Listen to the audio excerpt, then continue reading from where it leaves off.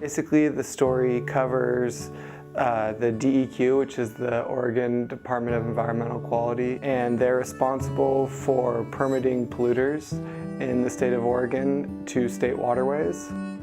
Our professor, Brent Wolf, had already looked into the kind of tips that he gave us and found that there's something there to look into, but didn't tell us what it was. So we were assigned to just look into DEQ and see what's there, what doesn't really look right. And so after digging, we found that there's an extensive amount of permits that are just expired and not really tended for. Basically what we found was that 75% of permits in the state of Oregon are expired. So these polluters aren't being held to the most modern standards of pollution controls.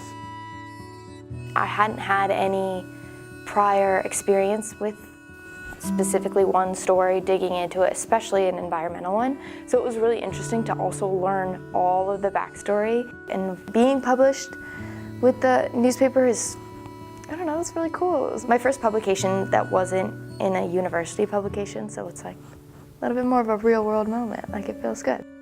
That was a really great learning experience because this story it's pretty statewide in scope. There are definitely some local permittees who are affected by this story, but it's more about this agency that is charged with protecting the health of the water that is failing to meet that obligation to the people of Oregon who pay for it to exist.